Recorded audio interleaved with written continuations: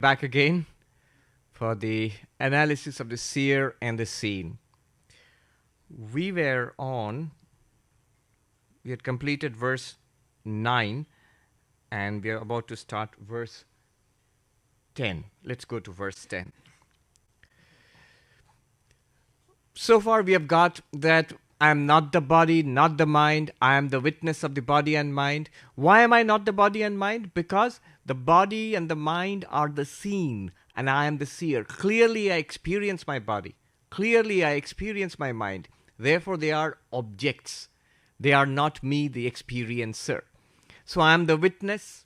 I am pure consciousness, which does not increase or decrease, which does not change. So this immortal spiritual reality I am. But even given this, numerous questions will arise at this point. First of all, if I am an unchanging consciousness, how is it that sometimes I feel very conscious, alert? Maybe after morning yoga and a cup of tea, I feel alert. And at the end of the day, I feel not particularly conscious. I feel tired and sleepy. How is that possible? And then sometimes then I fall asleep. I don't seem to be conscious at all. So if I'm an unchanging consciousness, why does it seem to keep changing? That's one question. Another question could be that if we are all this pure consciousness, why are some people nasty? Some people are nice. Some people are, they are very determined and disciplined. Some people can't seem to get it together. Why so much differences if we are all that one same pure consciousness? And then there is this other whole question about, in the most of the Eastern religions, in all the Eastern religions, in fact, Hinduism, Buddhism, Jainism, and so on, we believe in many lives, that we have gone through different lives.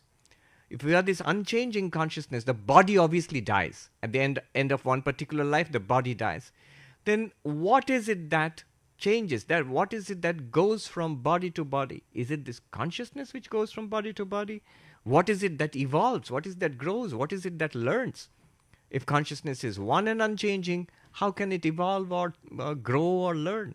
So all these questions are there, and all of them are answered by one key understanding in Vedanta. In fact, in all of Indian philosophy, the human being is understood to have three aspects. Normally we talk about body-mind, but here there are three aspects of the human being. We have three aspects. One is the body. In Sanskrit, it's called sthula sharira, gross body. By which I don't mean that the body is necessarily gross. It just means physical body. Gross body means physical. And then inside this, pervading this body, is what is called the subtle body. The subtle body, in Sanskrit, sukshma sharira. Again, not theoretical. It's not something that is you will read in philosophy with what is it, we mystified. No, it's very simple actually. Here is the physical body, the gross body, check. And look inside. You have thoughts, feelings, ideas, memories, desires.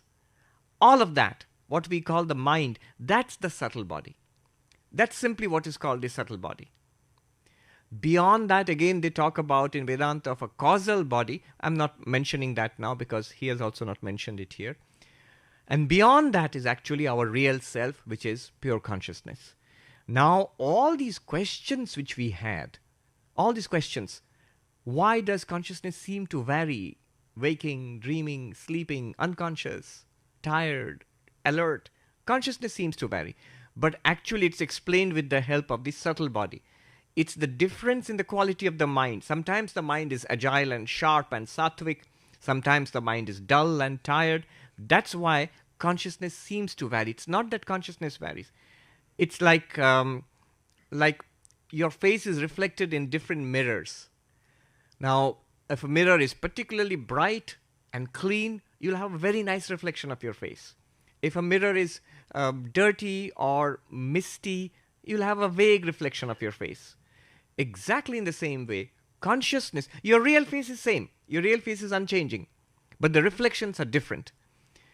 Consciousness remaining one and unchanging, depending on the state of the mind, you will seem to feel more conscious or less conscious, more alert or sleepy or unconscious. So the reflection of consciousness changes depending on the mind. Consciousness itself, your real nature, is unchanging. That's the explanation. In fact, we will see in a series of verses, all these questions will be taken up and the explanations will be given. All of these explanations are on the basis of the subtle body. Even before I go into the verses, I can give you a little more detail about the subtle body. If you want a little more detail, if you look at the paradigm of the 5 sheets, Panchakosha, then the Annamaya, the food sheet, that's the physical body, the gross body, which is made of food, what we eat and drink. Then the Pranamaya, the vital sheet, the Manomaya, the mind sheet, the Vijnanamaya, the intellect sheet. These 3 are called the subtle body, Sukshma Sharira. The subtle body itself has different components. In fact, if you want to split it up further, go further down into detail, in the Prashna Upanishad, for example, the subtle body is supposed to have 17 parts. Pretty easy, actually. 17 parts are 5 sense organs, 5 motor organs, the 5 pranas, prana, apana, vyana, udana, samana, the 5 pranas, and the mind and the intellect, manobuddhi. If you make it mind, intellect, memory and ego, it becomes 19 parts. But whatever, 17 or 19, that's the subtle body. And that's what we continuously feel inside as the mind. Now, let's go into these verses. Questions which come to our mind will be answered here. Verse number 10. It will be nice if we can chant along. So I'll chant and you follow me. Verse number 10. Ahankaralaye supto, ahankaralaye supto, bhaveddehopyacetana, bhaveddehopyacetana, ahankara vikasardha, ahankara vikasardha, swapna sarvastu jagara, swapna sarvastu jagara. Here the question is taken up that if consciousness is one and continuously shining, then what is sleep? What is dream? What is waking? Normally we loosely sort of speak of 3 states of consciousness, but actually if you strictly follow Vedanta, these are not 3 states of consciousness, these are 3 states of the mind: waking, dreaming and deep sleep.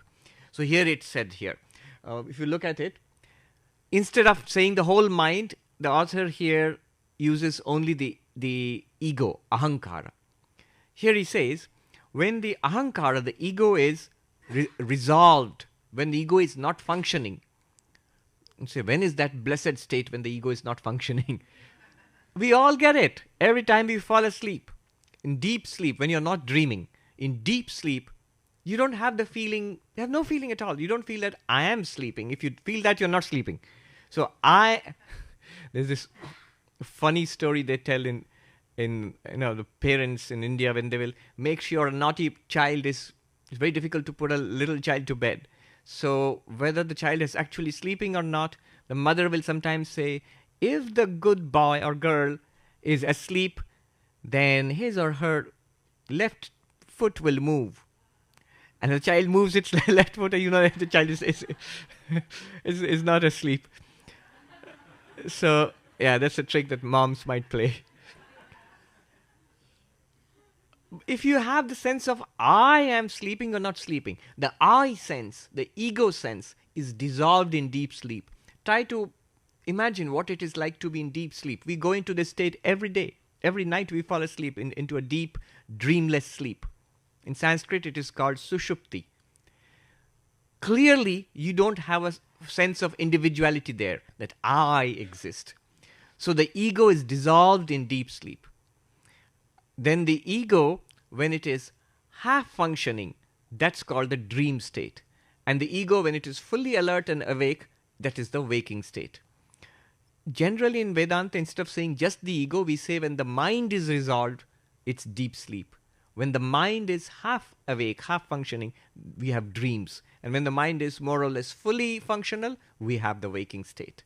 So instead of saying the whole mind, here he is using ego, ahankara. But basically it means the same thing. So this answers the question, if I am an unchanging, ever-shining consciousness, how is it that I get waking, dreaming, and deep sleep? Waking, dreaming, and deep sleep depend on the functioning or the half-functioning or the non-functioning of the mind or the ego, not on consciousness. So when you are awake, the mind is fully functional, connected to the body, your consciousness illumines this fully functional mind connected to the body. When we sleep and dream, we lose touch with the sleeping body, but in our minds we generate a world of dreams, and consciousness illumines that world of dreams. And when the mind shuts down in deep sleep, consciousness illumines the darkness of deep sleep. In fact, you might say that's a strange way of thinking of deep sleep. We normally think that, common sense says that in deep sleep we are not conscious. But Vedanta says in deep sleep we are conscious. In India, in fact, in one of our ashrams, there was a conference on consciousness. Neuroscientists and philosophers and so on. And they couldn't really agree on what deep sleep was. Finally, one of the philosophers, a Sankhyan philosopher, who's American, by the way, he asked this question to a neuroscientist. He asked, "Doctor, according to neuroscience, is there consciousness in deep sleep?" And he said, no. The way we define consciousness, there is no consciousness in deep sleep. And this Sankhyan philosopher, he said, well, according to Vedanta, or even Sankhya, in deep sleep, there is only consciousness. You might find that mystifying. We say in the deep sleep, no consciousness. We actually say in deep sleep, there is only consciousness. The objects of consciousness are not there. So you do not have experiences. It's like, somebody gave a very nice example. A car climbing up a mountainside in the dark. In the headlights of the car. In the headlights of the car, you can see insects flitting by. You can see raindrops if there is rain, and so on and so forth. As the car goes up to the peak of the hill and the lights shine out into the dark sky to infinity, the lights shine out there. Since there is nothing, if the sky is clear, there is nothing to reflect that light. It will look like there is no light at all. You see what I'm saying? When the light is focused out into darkness and there's no mist or anything like that or rain, and it's a dark night, the light, because it is not reflecting anything, it will seem like there is no light at all. It seems like darkness. For example, in space right now, out there, it seems like darkness. Sunlight is streaming through that. When a comet passes through it or a satellite passes through it, then you see it twinkling. Otherwise, it seems like darkness. Exactly like that. In deep sleep, it looks like nothing, like darkness. But Vedanta says consciousness remains there, constant. Because the mind is not functional, you have no experiences. I like to put it this way. Deep sleep is not an absence of experience. It is an experience of absence. Yeah. You experience the nothingness. Only thing is the mind is not there, so you don't feel that I am experiencing nothingness. You don't feel that. So this is the verse. Ahankara lai supto. In deep sleep, the ego is resolved. Bhaved deho api achetana. And the body also becomes as if unconscious. Remember the mechanism which we read. Consciousness is reflected in the ego. Through the ego, the mind appears to be conscious. The ego appears to be conscious. The mind appears to be conscious. All the way down to the body. The body appears to be conscious. Right now, it feels like a conscious body. But when the ego is resolved, there's nothing to reflect consciousness anymore. And so you don't have the experience of a conscious mind. You don't have the experience of a conscious body also. So the body also appears to be unconscious. Ahankara vikasardha. When the ego is half functional, swapnaha, dreams. And when the ego is fully functional, sarvaha, jagara, waking. Simple enough. So this is an explanation of waking, dreaming, deep sleep. Though consciousness is constant, because of the changes in the mind and the ego, you have these three experiences. verse 11.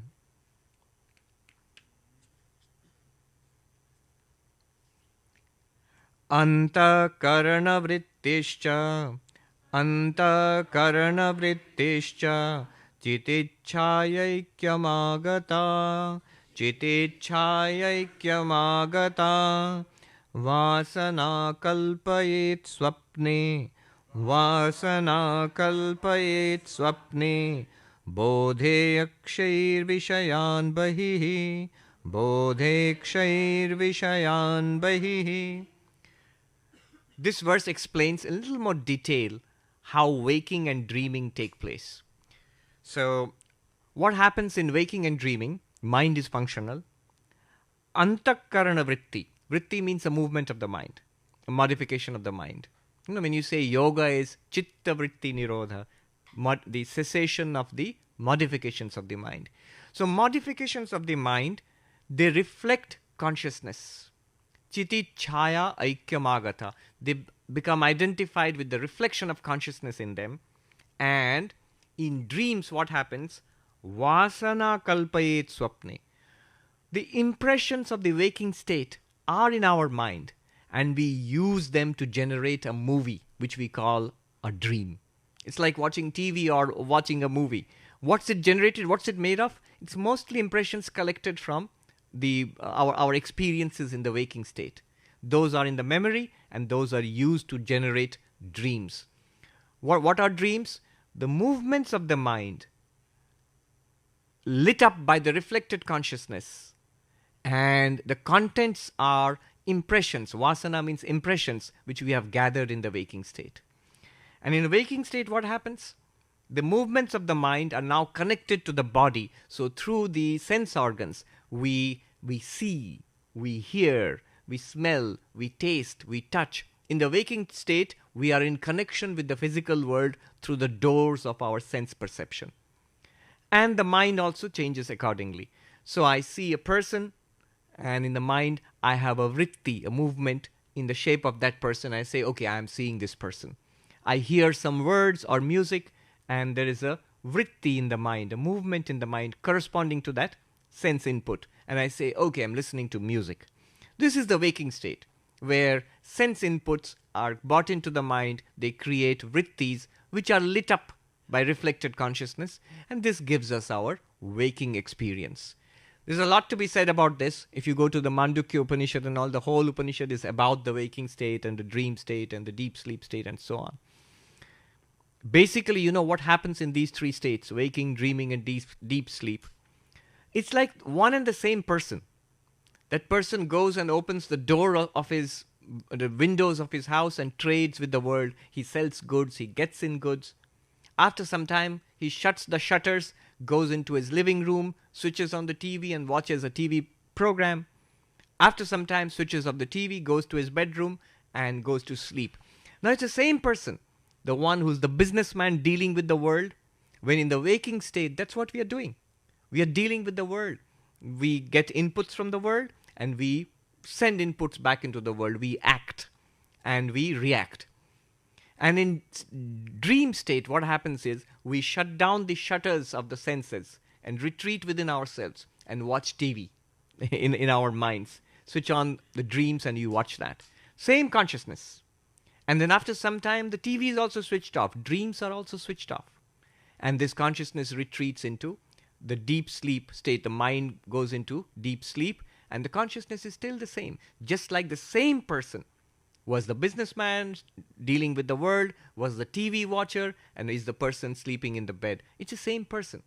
In the same way, it's the same consciousness which we are, which cycles through these three states of experience: waking, dreaming, and deep sleep. Bodhe akshair vishayan bahi. Bodhe means, here bodha means awakened state. That means in a waking state.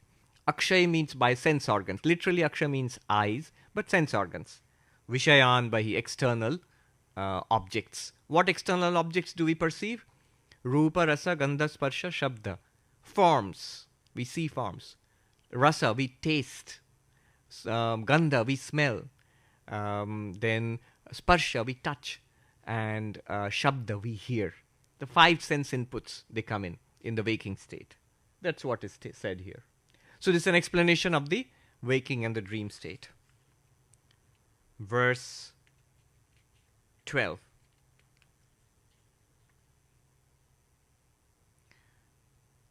Manoham krityupadanam Manoham krityupadanam Lingam ekam jadatmakam Lingam ekam jadatmakam Avasthatrayamanveti Avasthatrayamanveti Jayate mriyate tatha Jayate mriyate tatha.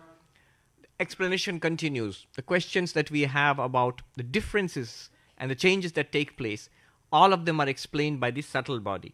So it says here, one of the well-known names in the Shastras of the subtle body is given here, Linga Sharira. Sukshma Sharira is one name, Linga Sharira is another name. So Lingam, the subtle body, Jaratmakam, it is devoid of consciousness in itself. This is quite amazing actually. We normally tend to think, if nothing else, at least the mind is conscious. But Vedanta says even the mind is not conscious. You are consciousness, and you shine upon the mind, and the mind appears to be conscious. It is irradiated by your consciousness. Just like the example I gave you about the moon and the sun. We think the moon is a luminous body. And it does. In fact, it serves the purpose of a luminous body.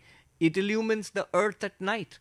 We can see by moonlight. We talk about moonlight. Poets write poetry about moonlight. But the fact is there is no such thing as moonlight.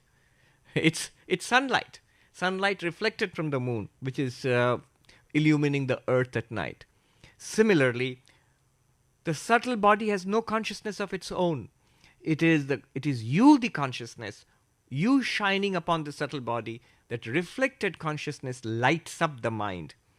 Mano ahankriti. Mind and the ego and the rest of the mind, they are lit up by consciousness. Avasthatrayam anveti. It is this mind which persists through the three states of waking, dreaming, and deep sleep. Waking, fully active; dreaming, partially active; and deep sleep, inactive. Not only that, jayate mriyate tatha. This is the one which is born with the birth of a new body. This is the one which experiences death with the death of the body and goes on to other worlds and goes on to other lives. This is the one which has lived many lives, and so on. All these experiences are possible because of this subtle body. You, the pure consciousness, when you identify yourself, when we say, I am this mind, then when the body is born and the mind gets attached to a body, I feel, I am born.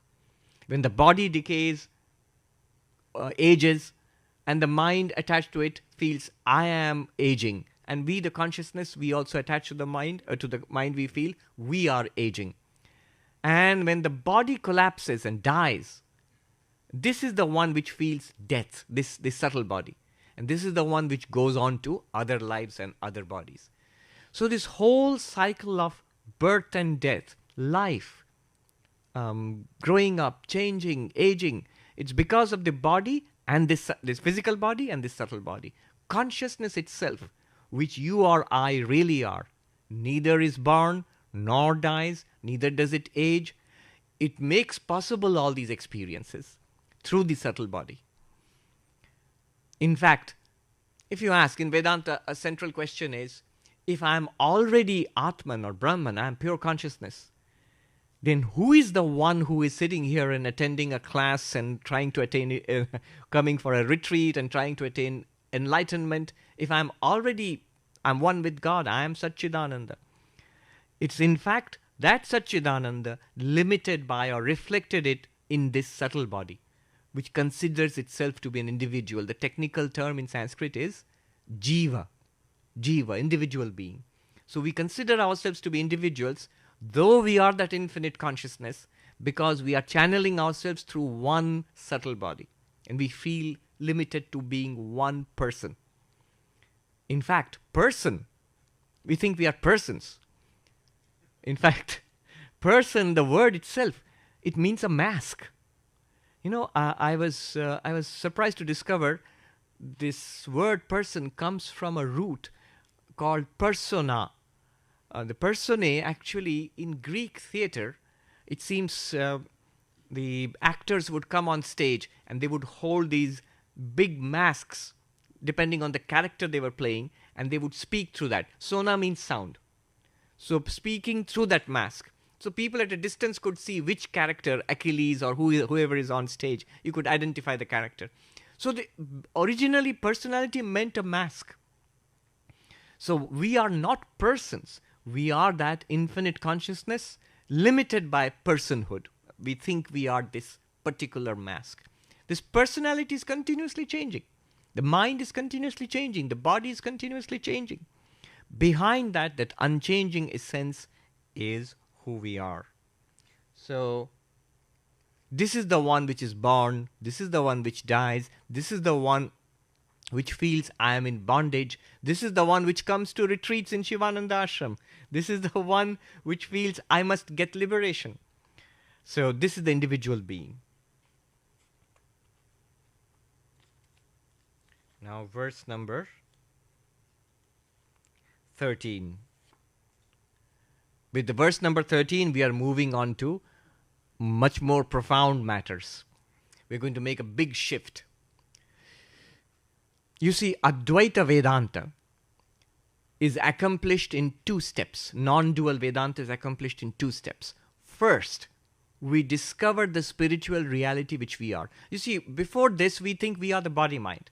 So the first thing we got to learn is, I'm not the body, I'm not the mind, I'm that consciousness functioning through the body and mind. So first we discovered that pure consciousness. And that's what we did in verse number 1. You know, seer and seen. Seer is different from the seen, do you remember? Eyes are the seer, the forms are seen, eyes are the seer, eyes are seen, the mind is the seer, the mind is seen, and the witness consciousness is the seer. So I am that witness consciousness. What did I do? I separated myself, as it were, from the body-mind. That's the first step. But that's not non-duality. Because now you still have duality. There is consciousness and there is everything else. There is the seer and they're all the seen. So you still don't have non-duality. The second step in Advaita Vedanta is, all right, I am this pure consciousness. Now all these things that I experience, the mind, the body, and through the mind and body, the world, what is its relation to this pure consciousness? Are they separate entities? Am I a separate pure consciousness? Further, another question. Each of us is separate, clearly separate bodies.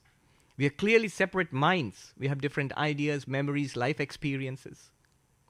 Do we also have separate witness consciousnesses? Separate Atma? Separate selves, spiritual selves? Are we separate at that level also? Or is there one consciousness behind everything? So these questions come up. If you say we are all separate selves, then this is called Sankhya philosophy. You stop at that, it's Sankhya philosophy. But Advaita goes a step further. It says something remarkable. As this pure consciousness, when you experience the mind, and through the mind, the body, and through the mind and body, the world, all of these people and things and objects and thoughts and memories, all of them are nothing but you, the pure consciousness, appearing through Maya under various names and forms. You alone appear as the universe. There's a story about this. Yeah, I think it's time to tell a story. It's a popular story in the Himalayas among the monks there. It's a beautiful story, I think. It's called The Princess of Kashi. So yeah, there's a prince and the princess and so on and so forth. But we'll come back to Vedanta. There was a kingdom, not the kingdom of Kashi, but there was a kingdom in which, in the court of the king, a play was staged, a dramatic performance. And in that dramatic performance, they wanted a little girl to dress up as the princess of Kashi. Kashi, the holy city, Benares. So the princess of Kashi was a character in that play. Now they couldn't find a little girl there in that audience in the royal court, but the prince was a little boy at that time, a child, and he was very cute. And the queen said, dress him up as a girl. He can be the princess of Kashi. So they dressed him up as the princess, and he played his role, and he looked so cute. His mother, the queen, said to the court painter, I want a portrait of him in that dress, as the princess of Kashi. So paint him like that. So they painted a nice portrait. Today it would have been very easy. She could have just taken a selfie with her son, But in those days, you had to get a court painter who would paint the portrait of the prince in that dress, costume. Years passed. 15 years passed. And the prince was now a grown man, young man, 20, 21 years old. And he was doing all sorts of princely things. And one day, he was exploring the old palace, and going into old storerooms. And then he finds, rummaging around old stuff, and he finds this old painting. And he rubs the dust off the painting. And he sees this little girl's picture. And sees, it's written, the Princess of Kashi. And it's dated 15 years ago. And he thinks that, oh, she must be my age. And he falls in love with her. Now, he's so shy, he can't tell his father, the king, or his mother, the queen, but he sort of pines away and he mopes and no longer does princely things. He just sits and sighs. And his mother notices it and says, what's wrong? Tell me. And he's too shy to say that. Finally, the wise old minister comes and takes him aside and says, Prince, you can tell me. What's wrong with you? What's up?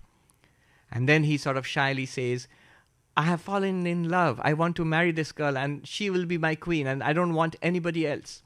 And the minister says, that's great. Who's she? Oh, she's the princess of Kashi. Oh, that's great. Where did you see her? I haven't actually seen her, but I have seen her picture. Picture? Where did you see her picture? Well, it's actually down in our storerooms. It's an old picture 15 years ago. She was a little kid at that time, but now she must be my age. And I want to marry her. I won't be happy until I marry her.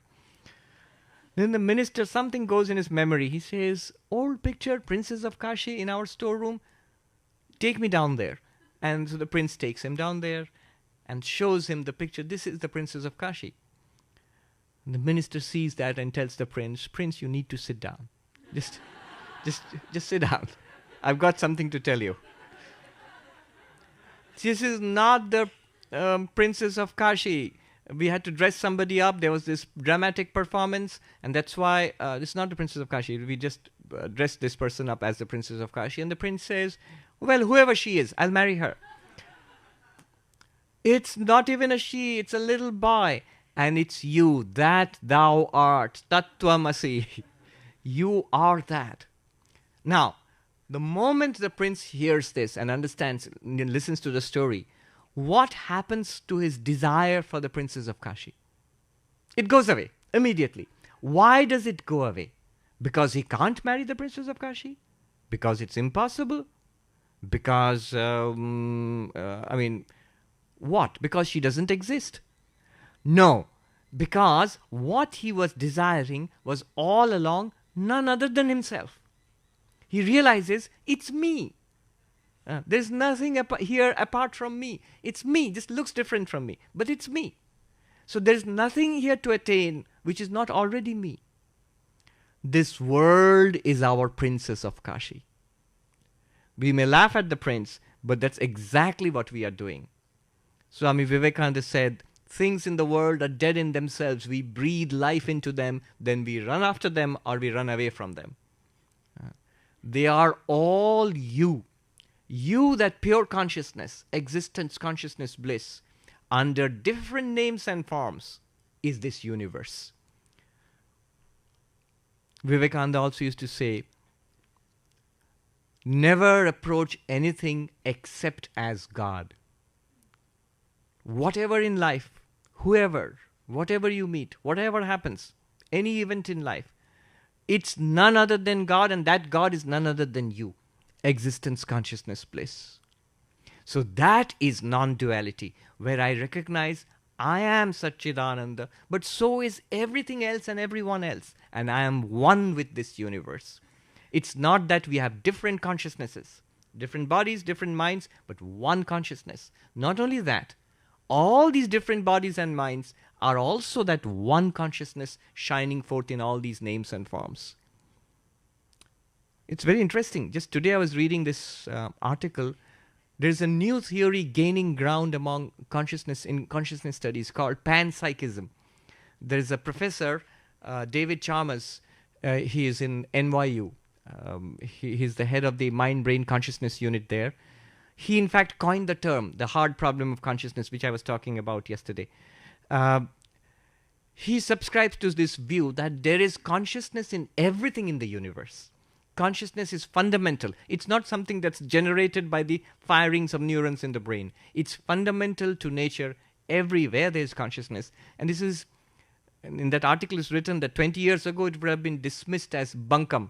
But now it's being taken seriously. And this is exactly what Vedanta wants to say. So I don't know where it's all going to go and end up, but it's very promising. All this by the way of introduction to the 13th verse. We are changing track here. Now we are going to establish non-duality. You, the pure consciousness, are also non-dual. Non-dual meaning there is no second reality apart from you. Let's see. Shakti dvayam hi mayaya, Shakti dvayam hi mayaya, Vikshepavriti rupakam, Vikshepavriti rupakam, Vikshepa shaktir lingadi, Vikshepa shaktir lingadi, Brahmandantam jagat srijet, Brahmandantam jagat srijet. Maya, the inconceivable power of Brahman, has two powers, or two functions, Shakti Dvayam. Two powers, two kinds of Shakti. Vikshepa, which means projecting, Avriti, which means veiling. What does the veiling power do? It covers the fact that you are Brahman. It does not allow you to see yourself as you truly are. And what does the Vikshepa, the projecting power, do? It projects you, Brahman, as this universe. It projects you as a mind, as a body, and as this universe. This universe, properly understood, is Brahman. Satchidananda, existence, consciousness, bliss. Brahman, misunderstood, is this universe. Shakti dvayam hi mayaya. Maya has two kinds of powers. One is veiling and one is projecting. It's the classic example of the snake and rope will work here. Our ignorance of the rope. You know the classic example? Somebody's walking around along a dimly lit path and he sees what he thinks is a snake. But actually it's a rope. He doesn't know it's a rope. Goes close to it and sees, oh, it's a rope. But when he was seeing the snake, what was happening? Two things were happening. One, his ignorance of the fact that it's a rope did two things. One, it covered the rope, so to say, did not allow him to see it was a rope. And second, it misrepresented, it projected the rope as a snake. So our ignorance of the rope, it does not let us see that it's a rope, one, and then it projects the rope as a snake.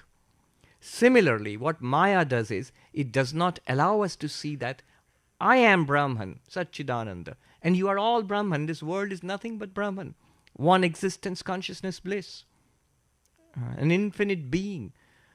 It does not allow us to see that. And then what happens? It projects this world of people and animals and plants and suns and stars and quarks and quasars over that one existence, consciousness, bliss.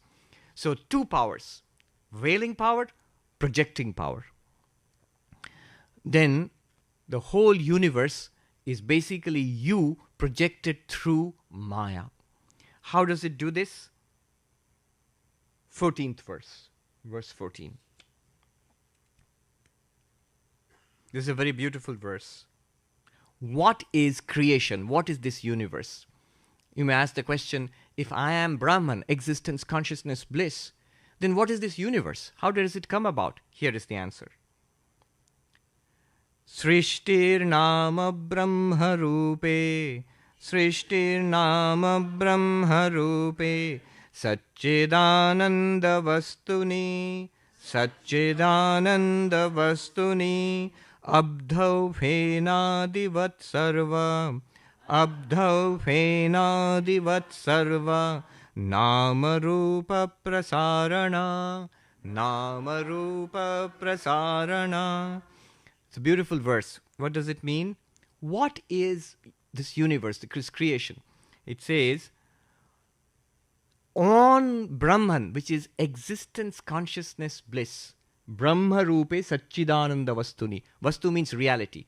On the reality which is infinite existence, infinite consciousness, infinite bliss, which is called Brahman, on that, Nama Rupa Prasarana, a network of names and forms is thrown over it.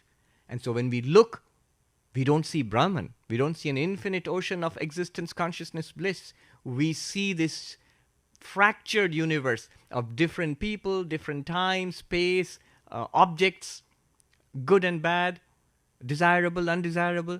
We see what we call life. Actually, it's one infinite existence. Actually, it is what is called God in different religions, this entire universe which we are experiencing. And he gives a beautiful example. Abdhau Fenadivat, like foam on the surface of the ocean. Here you have the ocean. When you look, you see the waves breaking on the shore, you see foam, the surf on the surface of the waves. It's a beautiful imagery. He says, the universe is like foam on the surface of Brahman. It's a nice way of putting it. Brahman is this infinite ocean of existence. And this universe of names and forms is just like the thin layer of foam that you see, a streak of foam that you see on the surface of the ocean. Now, it's very interesting. I was listening to a talk by Lawrence Krauss, who is a well-known physicist, staunch atheist. He goes around giving talks against religion and all of that. But there was a talk about cosmology, very, very beautiful talk which he gave, which I heard that. And he said, according to the latest ideas of cosmology, of quantum mechanics, the latest idea is, what is this universe? And he used the term quantum foam. It's like foam on the surface of the ocean. Now, that's amazing. 700 years ago, here is this non-dualist philosopher in southern India, oceans of time and space away, using the same imagery for this universe. Now, I'm not saying that he knew quantum mechanics. He didn't. But you see, the intuitive understanding of this universe, he says it's like foam on the surface of the ocean. This ocean metaphor is very good. There's a beautiful example which is used in Vedanta, which uses the example of the ocean and the waves and water. It goes like this. Far out in the ocean there, a wave is born. A little wave comes up and it sees around itself other little waves and it makes friends with some of them. Some of them are its friends, some of them are mean to it, and it has a nice time and it's growing up and it sees the other waves around it. And then problems come because this huge wave, a tsunami wave, hopefully there's no tsunami wave out there, but so there's this huge wave. And this wave thinks that I'll never be as big as that. And it sees a little wave or maybe a bubble and says, loser, I'm so much bigger than that. And this is a wave samsara. It creates a wave life around itself and then merrily goes along sweeping towards the shore. And it sees in the distance this waves breaking and splitting and disappearing into spray. And it asks its friend, best friend wave, hey, what's happening there? What's that? Oh, that's the Bahamas. Bahamas, what's that? This land. But what's happening to all those waves? Oh, they are dying. They're dying. Am I going to die? Yes, that's what happens. You're a wave, you go and crash against the shore and you die. Oh my God, I'm going to die? I don't want to die. In the meanwhile, a Vedantic wave sort of comes along by its side and it says, you know that, by the way, there is something called water which doesn't die. The wave is worried, anxious, I'm going to die. Yeah, good for water, but it doesn't do me any good. I'm a wave. And this Vedantic wave says to it, why don't you look within yourself? This water, it's all around us. It's inside you, it's outside you, it's in front of you, it's behind you, it's below you, it's all around us. And when it hits the shore, it just changes form. From a wave into a spray, into maybe water vapor, and then it goes into the sky, and then it rains back, falls back into the ocean, it becomes a wave form again, and so on and so forth. It doesn't die. Then the wave investigates. Really, where is this water? Take a look within you. First, take a look deep within you. Say, I am not a wave, I am water. And you discover, oh yes, deep within me there's water. But wait a minute, not only deep within me, quite on the surface too it's water. It's water outside, it's water inside. In fact, all of me is water. And his wave guru tells him, correct. But that's just the first step. Take a look around all of us. We are all water. As water, there is no limit between you and me. Suddenly the wave gets it. I am all of this. I'm not limited to one wave. I am this wave and that bubble and the big wave and the little wave. I am all of it. In fact, I am mightier than the great ocean itself, because the wave depends on water for its existence. The ocean depends on the water for its existence. I am the very existence of the universe, of the ocean. I am the existence of all waves. If one wave dashes into the shore and bursts into spray, it's still water, it's still me. If it is evaporated and goes to heaven, it's still me. When it rains back down into the ocean, it's still me. I am one with everybody. No more jealousy, no more hatred or contempt, no more death. An immortal existence. You'll say, good for the wave. But what about us? This is exactly what it is telling us. We are an infinite ocean of existence, consciousness, bliss. As this consciousness, as this existence, there is no death for us. And there is no limitation for us. We are not limited to one body. We are the existence, consciousness, bliss in all bodies. Not only human bodies, in plants and in animals and everything. We are the water out of which the ocean of the universe is made. There is no fear of death for us. Yes, the body will change and age and die. Doesn't matter. That's what bodies do. That's what waves do. They dash against the Bahamas and they burst into spray. I am still that existence, infinite existence, consciousness, bliss. This is what they're telling us now by the ocean metaphor. In the Ashtavakra Gita, you find a very beautiful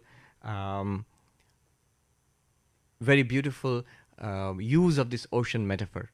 It says, Mai ananta mahambodau vishwapota itastata brahmati swanta vatena namamasti asahishnuta. I am an infinite ocean of existence. In me, in this infinite ocean of existence, the entire universe is like a little boat. Imagine, we think we are a point of consciousness in this vast universe. Here, Ashtavakra is saying, I am the infinite ocean of existence in which the boat of my life, of this person, is like a little boat which floats. It floats sometimes this way and sometimes that way, guided by the winds of karma. And what is the attitude of the ocean towards the boat? The big boats are there and little boats are there. The vast ocean, na mamasti asahishnuta. I am not impatient. My life goes on in this way. I am not impatient with it. I am much larger than this one little life. This is just the preliminary opening theme, the ocean theme. Next, deeper. It can get deeper. Mayananda mahambodau vishwavichi swabhavata udetu vastamayatu name vriddhi navakshati. In me, the infinite ocean, in ocean of existence, the universe comes up like a wave. The entire universe is like a wave in me, the ocean of existence. Let the wave come up. The ocean is not increased thereby. Let the wave subside. The ocean is not decreased thereby. Let birth come, I gain nothing by it. Let death come, I lose nothing by it. Honor and dishonor, loss and gain, whatever, in health and in sickness, I am that one ocean of existence. It gets even deeper. The third level of this ocean metaphor. Mai ananta mahambodho vishwam nama vikalpana ati shanto nirakara etadevahamastita. I am an infinite ocean of existence, consciousness, bliss. And what is this world? Not like a boat, not like a wave. It is imagined in me. An ocean without any waves. Imagine a calm ocean without waves. The world is just imagination in me. And this is how I exist from eternity to eternity. Forever calm, forever formless. Ati Shanta, forever calm. Nirakara, forever formless. This is what they're trying to say. We are that already, right now. All we need to do is notice it. All our spiritual practice, our religion, our worship, our practice of the path of knowledge, of meditation, all are meant to just give us just one little flash of this and the work is done. Life will go on. The body will take its course. Karma, Vivekananda said, let karma float it down. Care no more how body lives or goes. Its task is done. Its task is meant to bring us to this enlightenment. The wave form is meant to bring us to the enlightenment that we are this water, the water of existence. Almost done. I think we can do one more verse, 15, and finish. Maya has two powers. One is it projects this universe, and the other one is it hides the reality from us. So the second power, the hiding power, the veiling power, that's talked about in the 15th verse. Antar drig drishya yor bhedam, antar drig drishya yor bhedam, bahishcha brahma sargayo, bahishcha brahma sargayo, avrinotya parashakti, avrinotya parashakti, sa samsarasya karanam, sa samsarasya karanam. Very significant verse. What does it say? The hiding power of Maya hides where? It hides in two places. It hides your own reality from you. When you look inside, that you are the witness consciousness, this is hidden. The seer and the seen is obscured. Antar drig drishya yor bhedam. Antar means inside. When you look inside yourself, the distinction between seer and seen is obscured. What is the seen? The body is taken to be the seer, the consciousness. We mix them up. Technically, it is called superimposition, adhyasa. So internally, when we look inside, we find that I am a mind, I am a body, I am this person. That's the hiding power of Maya. It obscures your reality from you. The seer and the seen are mixed up. The difference is not seen clearly. And when you look out, when you look outside, what do you see? It says it hides the difference between Brahman and the universe. Here is Brahman, shining in front of us in all these names and forms. All that we see are people and a hall and the trees and the sky and the ocean. What Brahman? What infinite ocean of existence? We don't seem to see it. It's like a person looking at the ocean and says, what water? I see waves and I see the surf and I see the spray and so on. Where is water? It's right there. It's only water. And here also, it's only Brahman. God only exists and shines forth in all these. Vivekananda gave a lecture here in USA. He called it the open secret. So this is literally the open secret. It's God staring at us in our face and we don't see it. Why don't we see it? The difference between names and forms, the universe, and the underlying Brahman is obscured by the veiling power of Maya. Brahma Sarga. Sarga means the universe, and Brahman is the reality. So the reality and the universe, they are mixed up. The difference is not clear because of the veiling power of Maya. Avrinoti aparashakti. The other power of Maya hides it. And here is the thing. Sa samsarasya karanam. This power of Maya, which hides Brahman from us, outside and inside, this is the cause of samsara. This is the cause of suffering. This is the cause of us being involved in this life after life of struggle and strife. The projecting power of Brahman of Maya does no harm. Even enlightened persons, after they get enlightenment, realize I am Brahman. They realize that, and they see everything is Brahman. After that also they continue seeing the world. They continue seeing their own body. They continue seeing their mind. The projecting power of Maya continues to function.